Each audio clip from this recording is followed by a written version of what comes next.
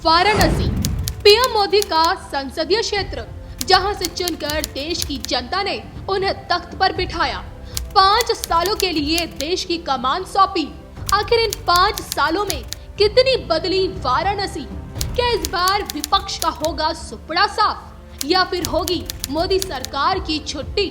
देखिए रवि मिश्रा के साथ एनएमएफ न्यूज की खास बातचीत। नमस्कार, एनएमएफ न्यूज में आपका स्वागत है। जिस तरीके से पीएम मोदी ने पुलवामा का बदला लिया है, उससे क्या अब 2019 में मोदी जी की राह एकदम साफ हो गई है? और इन 5 सालों में कितना बदला है बनारस और कितना चमका है हमारा देश भारत? इस पर बातचीत करने के लिए आज मेरे साथ मौजूद है महाराष्ट्र से बीजेपी के जिला प्रवक्ता रवि मिश्रा जी। सर, पहले तो आपका स्वागत है एनएमएफ न्यूज़ में। धन्यवाद आपका। सर, आप बनारस आए हुए हैं। सबसे पहले मैं आपसे बस ये जानना चाहती हूँ कि आपको क्या लगता है 5 सालों में जी, क्योंकि बनारस मोदी जी का संसदीय क्षेत्र है, कितना बदला है? देखा जाए तो बनारस का कायाकल्प हो चुका है।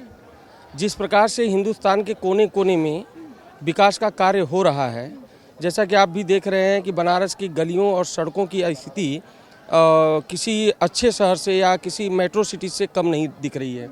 और ये 5 वर्षों में हुआ, जहाँ कहीं गंदगी का अंबार लगा रहता था या खड्डे वाली सड़कें रहती थी, ये सारी चीज़ों को मोदी जी ने या मोदी जी के नेतृत्व वाले सरकार, योगी जी की सरकार ने उसको बदलने में कामयाब रही है। और आज आप जिस गंगा घाट से आप ये इंटरव्यू ले रही हैं, यहाँ पे भी आप देखे होंगे, अभी आरती हुई थी तो कितनी भारी संख्या में लोग अलग अलग प्रदेशों से आए थे, अलग अलग देशों से आए थे।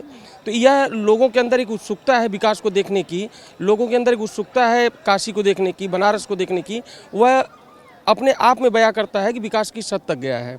रही बात है कि राष्ट्रहित को लेकर के भारतीय जनता पार्टी कभी भी कोई समझौता किया ही नहीं है। वो कोई कुछ भी कहे, चाहे वो कारगिल का मुद्दा रहा हो, चाहे इंदिरा गांधी जी जब 1971 में जब उन्होंने पाकिस्तान को डिवाइड किया था एक प्रकार से, और उनके 93,000 सैनिकों को जो है सरेंडर करने के लिए जो है मजबूर कर दिया था। उस समय हमारे नेतृत्वकर्ता थे अटल बिहारी वाजपेयी जी, और उन्होंने कहा था कि इंदिरा जो है दुर्गा की स्वरूप है।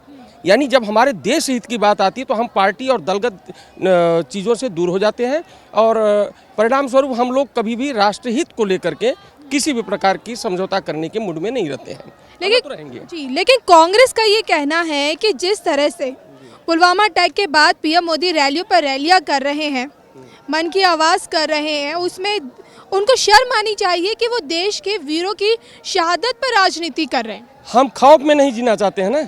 हम यह नहीं दिखाना चाहते हैं कि आप अटैक कर रहे हो तो हम आपसे डरे हुए हैं, और दिखाने की बात भी नहीं, हम डरे हुए हैं भी नहीं। ये पूरी देश की जनता देख रही है कि हम ऑस्ट्रेलिया में मैच खेल रहे हैं तो हम जो है भारत में जगह जगह पे हमारे लोग आराम से चैन से घूम रहे हैं। ठीक है, वो अगर हमारे ऊपर अटैक कर रहे हैं तो हम री अटैक कर रहे हैं। अगर वो हमारे 40 जवानों का हमने 40 जवानों को बलिदान दिया है देश ने, तो उसके बदले में हम 300 साढ़े 300 के एवरेज में उनसे रिटर्न लिए हैं, और आगे और भी इसकी मात्रा हम बढ़ाएंगे, इसकी संख्या बढ़ाएंगे। यही एक मतलब अच्छे नेतृत्वकर्ता के गुण होते हैं। मोदी जी आज अच्छा कार्य कर रहे हैं।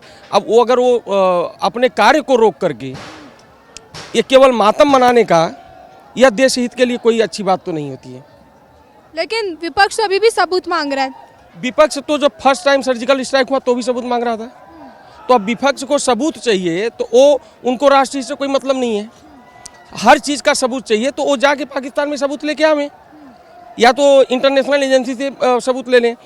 3 दिन लगातार हमारी मीडिया, हिंदुस्तान की मीडिया दिखाती रह गई कि सबूत मिटाए जा रहे हैं। आपने भी अपने चैनलों पे देखे होंगे या आपने भी अपलोड किए होंगे कि भाई आज मीडिया बता रही है कि वो सबूत मिटा रहे हैं। जब सबूत मिटा दिया गया तो इंटरनेशनल मीडिया बुला रही है, तो ये प्रोपोगंडा है उनका, और सबूत ये लोग मांग रहे हैं। क्योंकि ये इकट्ठे क्यों हुए थे? मोदी जी के खिलाफ नहीं इकट्ठे हुए थे। मोदी जी को हटाना है, इनका राष्ट्र का विकास करना, देश का विकास करना, ये इनका मुद्दा कभी था ही नहीं। इनका मुद्दा है मोदी जी को हटाना है। तो मोदी जी को हटाना मतलब कि आपको एक व्यक्तिगत दुश्मनी साधने के लिए सारी चीज़ों को, सारे मुद्दों को आपने तिलांजलि दे दी। लेकिन जो एक माहौल कायम किया गया कि राफेल डील को लेकर कि पीएम मोदी ने भ्रष्टाचार किया है, जिससे राहुल गांधी ना सिर्फ देश में ही बल्कि बाहर भी जाते हैं, सऊदी अरब भी जाते हैं, तो वहाँ पे भी यही कह के आ जाते हैं कि हाँ, देश का चौकीदार तो चोर है। और अभी उन्होंने ये भी कहा कि कांग्रेस की तरफ से बयान आया कि जो राफेल में जो देरी हुई है ना, वो भी पीएम मोदी की मतलब मोदी सरकार की तरफ से हुआ है। इन्होंने भ्रष्टाचार किया, इस वजह से देरी हुई है। इस वजह से जो हमारा जो देश का जो विंग कमांडर था, विंग कमांडर जो अभिनंदन, उनको इतना खामियाजा भुगतना पड़ा। मैं तो अभिनंदन जी को सल्यूट करना चाहता हूं, और ऐसे वीर जाबाज को देश का हर एक नागरिक सल्यूट करता है। अगर अभिनंदन जी को लेकर कोई सवाल खड़ा करता है तो मुझे नहीं लगता है कि उसके ऊपर कोई कमेंट करना चाहिए, पहली बात।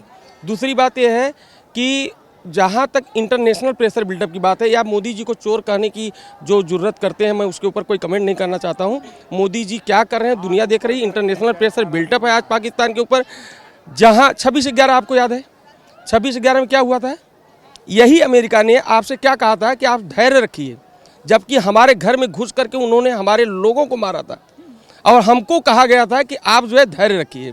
आज हम उनके घर में घुस के मारे हैं, लेकिन उनकी हिम्मत नहीं पड़ रही है कहने की भारत ने गलत किया है, हिंदुस्तान ने गलत किया है। ये हमारे मोदी जी के विदेश यात्रा का, विदेश नीति का परिणाम है।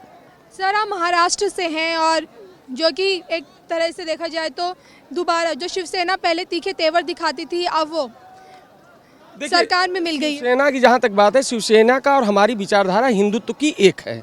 जहाँ हिंदुत्व की बात आती है, वहाँ हिंदू राष्ट्र की बात आती है, वहाँ हम शिवसेना के साथ हैं। शिवसेना की भी नीति लगभग सेम है। ठीक है, उनके सिद्धांत अलग हैं, हमारे सिद्धांत अलग हैं। वो हमारा कभी विरोध करते हैं, कभी हम उनका विरोध करते हैं, तो इसका मतलब ये नहीं है कि उनकी विचारधारा अलग है। वो भी राष्ट्र हित में कभी भी उन्होंने पाकिस्तान का सपोर्ट तो नहीं किया। ममता बनर्जी जैसा स्टेटमेंट तो कभी उन्होंने नहीं दिया। ठीक है, वो हमारा विरोध करते हैं ना। मैं बोलता हूँ आप हमारा विरोध करें, कांग्रेस भी हमारा विरोध करे, लेकिन जब राष्ट्र हित की बात आती है तो कांग्रेस क्या बोलती है? सिद्धू को आगे कर देती है। आज नवजोत सिंह सिद्धू जो स्टेटमेंट दे रहे हैं, इंडिया का एक एक व्यक्ति, हिंदुस्तान का एक एक व्यक्ति उनका विरोध कर रही है। आज ऐसी स्टेटमेंट देने की समय है? ममता बनर्जी जो स्टेटमेंट दे रही हैं, या सिद्धू जो स्टेटमेंट दे रहे हैं, या अखिलेश यादव जो स्टेटमेंट दे रहे हैं, मायावती जो स्टेटमेंट दे रही हैं, और ये सारे लोग इकट्ठे हो रहे हैं। अब इस मुद्दे पे तो शिवसेना उनके साथ नहीं खड़ी है।